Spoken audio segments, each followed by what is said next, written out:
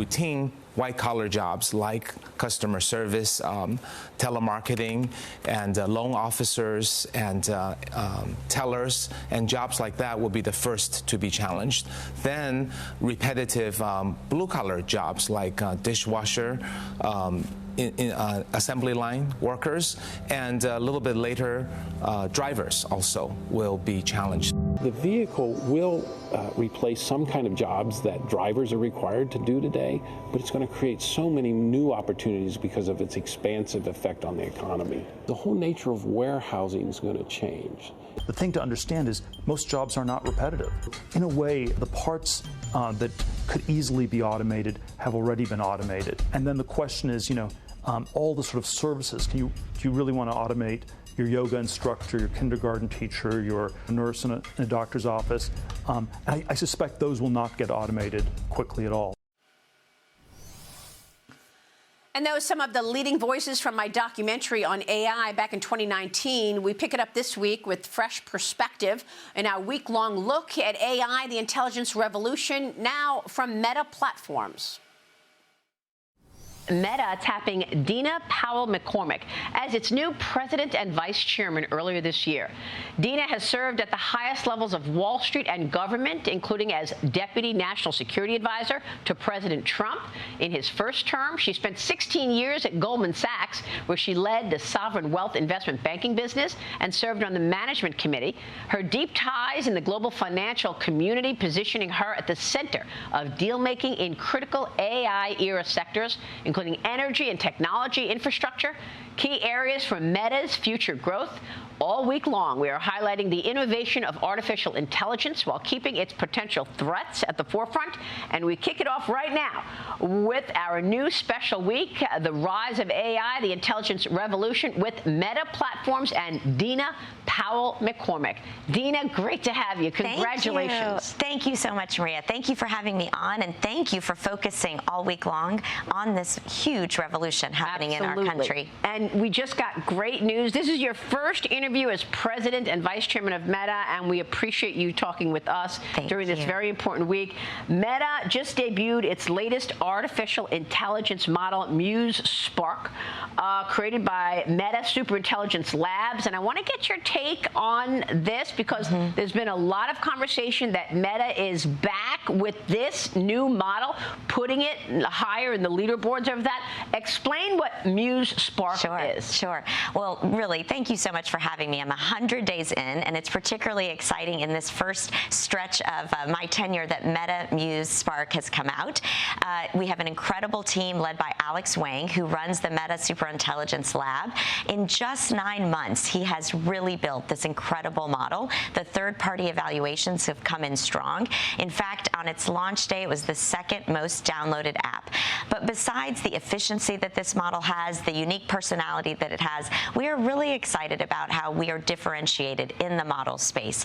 What I mean by that is that superintelligence for us is really about empowering people, not products. I think it's really important that today, when we think about artificial intelligence, we're not just thinking about the machines, we're actually thinking about this as how this technology can transform everyday people's lives, nurses, creators, musicians, small business owners. And so I would say that is our differentiation in the space today. I love the way you explain that, because this is really seen as a refresh. Yes, it is. For AI strategy at Meta. And, the big dogs in terms of the models, Gemini and Anthropic. And is that very different than what Muse is? Because you just said you're focused on people. Yes. We really are witnessing the transformation of humanity. And I think the way that Mark has talked about this and what we believe is the potential of Muse Spark is that it is about humans. There's a lot of fear out there right now, Maria, about artificial intelligence. But I think if we really go back to the fact that this is meant to give people more time, to help them find their potential and passions, and that is how we are really thinking about Muse, but also the fact, frankly, that our platform, every single day, there are 3.5 billion people on our platform. And that is both a daunting responsibility and really exciting, because as we develop this product and these technologies, that's the distribution that we're talking about. The reach is incredible at Meta Platforms. I'm glad you mentioned that. Almost 4 billion people is half the population in the world. So I want to get more into that. And I also want to talk about the threats, because you're right about the fear. People are worried that we're going into this Terminator type environment. But let's first stay on your priorities. You said 100 days in. Tell us what your top priorities are in this new role. Sure. What goals are you setting up for yourself and for Meta right now? Sure. Well, you know, I was on the board for a year, and then Mark talked to me about coming in on this role. And being on the board, you really have a first-hand seat to both the challenges, but also the enormous opportunities that this very powerful platform has. Mark is the last remaining founder of the Magnificent Seven, and yet the top 20 people in the company have been with him for over 16 years. So you have this unique, innovative, risk-taking mentality with a really stable leadership team and obviously a very stable balance sheet. But it's a new phase for the company, and that's what Mark said when he announced my position, that frankly now we have to think about the capital, the energy, and the talent that is needed to fuel our AI ambitions. Some estimates have it at over $10 trillion that will be needed over the next several years. Can you believe that? Wow, $10 trillion of capital is going to be required. Over 250 gigawatts of power are going to be needed, and millions of new roles. Just in the next 2 years, America is going to need 500,000 new electricians. I mean, just think about that.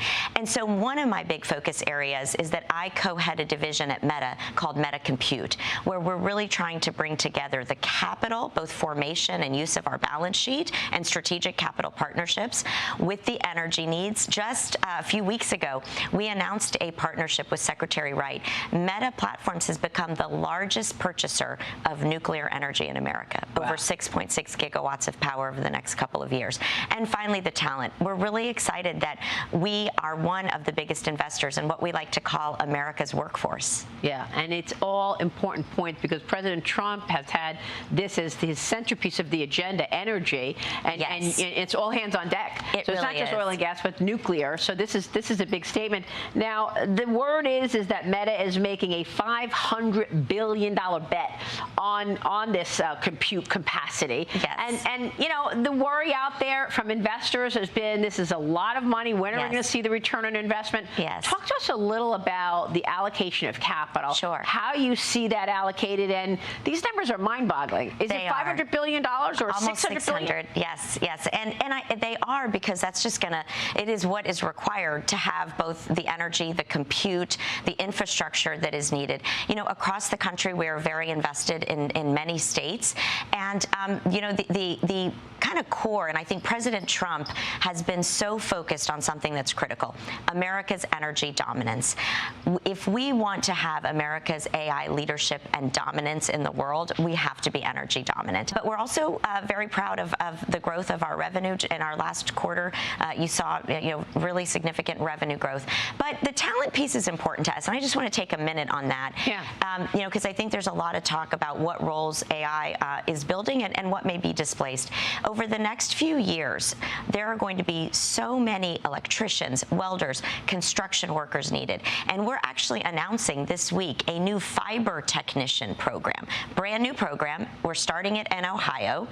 In a 4-week time frame, people will enter the program, and when they get hands-on training to become a fiber technician. When they graduate, they have a license that they will always have and a guaranteed job at a Meta infrastructure site.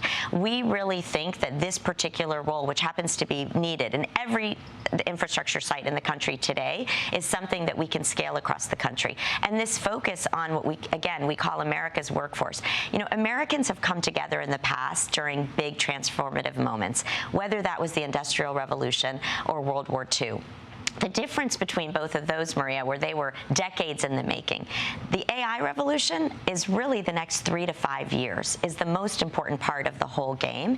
And that's why we kind of think about all of these workers as the heroes who are building America's AI-dominant future. Well, it's an important point to make, particularly as people are worried that AI is going to replace their jobs. Now, you saw the reaction from investors. I mean, you've got Block announcing 40% job cuts, right? And they have found replacements in AI. The other day, Snap reports that they're cutting jobs. The stock goes up. Same thing with Oracle. They're going to be cutting jobs. The stock goes up. What are the plans? Do you expect that you're going to resize in terms of job opportunities? I know you've got lots of plans and you've got small business opportunities, but how do you resize the companies when you're spending all that money, $600 billion on compute capacity, when perhaps there's probably low-hanging fruit to actually resize the business and do job cuts the way others are? I think to take a step back, I look at this a little bit personally as a mom of 6 daughters who are entering the workforce in the next couple of years, either in college or out of college, and they're worried. I mean, I think of them as the AI generation because they're entering this workforce with a lot of uncertainty. And yet, I kind of remain optimistic. I remain optimistic that there are going to be new roles, that more small businesses are going to be created. We're seeing numbers today that a lot of people who may not have thought about starting a business or becoming an entrepreneur are taking things a little bit in their own hands and, in fact, using AI to build these small businesses. And so I do think there's worry, but I think we have to be a little more proactive, Maria, about talking about the opportunity as well and making sure that people are AI literate. There's kind of no excuse right now to not use all of the models and to become more confident in that AI literacy. 2 groups are being left behind right now. And I think it's important, as you talk about the AI revolution this week, that we talk about how to ensure people are not left behind. Sadly, women, Maria, are not using artificial intelligence as much as men, in fact, by a much lower percentage. And that's something that I think we have to highlight and really focus on and encourage them to do. The second is small business owners. We have over 200 million small business owners operating on our platform. And yet the research shows that only a quarter of American small business owners are using AI. That quarter, though, when they use it, find incredible efficiency. They're able to grow their business, access more market share, and they're able to focus on their customers. And so just that group, that quarter of small business owners that are using it, saved 6 billion hours just last year in efficiency. So I think while there is enormous worry, there is also enormous opportunity. And what we see with those small business owners, as you saw President Trump in your interview yesterday, is very focused on small business owners, but you asked him about why this consumer and small business sentiment is a bit lower right now. I think it's because they're also worried. Yeah. But when they're educated on AI, when they start using it, it is remarkable the advances that their businesses are able to make. So employees and businesses need to bone up, ensure that they arm themselves with the right information to thrive in this revolution. Look, we can't forget good old digital ad revenue. I mean, that has been a growth story at Meta. And just the other day, did you just pass Google in terms of ad revenue? That is what the Wall Street Journal reported. Yes. And, speaking of, by the way, small businesses, our top customers are small business owners who, again, aren't just operating on the platform, but certainly, advertising as well. Do you want to say anything about this worry that we're moving into this space where agentic AI has agents that could act unpredictably? And, I spoke with President Trump about it, also asking, should there be guardrails in place, safeguards, to ensure that there's a kill switch in place where humans are in charge? And that was the worry with Anthropic, right? Because, it was, I don't know, hacked, or one of the Claude model it was out there. And now people are worried about whether or not we are going to see this be a systemic issue.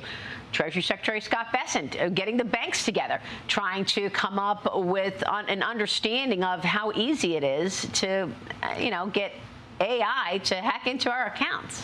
You know, for us, I mean, safety is paramount on all of our platform and frankly in the work that we're doing with our models in AI. But you know, there's a balance, Maria. You know, when I think about the race that we are in right now, the AI race with China, like you, I always bet on America. I bet on American ingenuity, I bet on the American people, and I bet on America's leadership today, especially the leadership right now over the next 3 years in this administration, putting forward an AI framework to make sure that we are competing as effectively as possible through energy dominance, through an investment in the workforce. And so while, yes, of course, the industry has to be responsible, we have to work with the U.S. government to be very careful about what we are doing, and we very proudly work with the U.S. government to do that. We also have to make sure that we win this race. It's pretty critical to America's national security, to our leadership in the world. And as we celebrate, 250 years of America this year, I hope that legacy will be of our generation, that we will be remembered to have both managed responsibly and carefully, but also innovatively, and ensured that our economy is the most innovative in the world. You have so much to talk about, and this is the growth story, and we're so happy that you're joining us. Thank you. Thank you so much for having me, Maria. All right. So wonderful to be with you. Thanks for kicking off AI Week. Dina Powell McCormick. Stay with us. We'll be right back.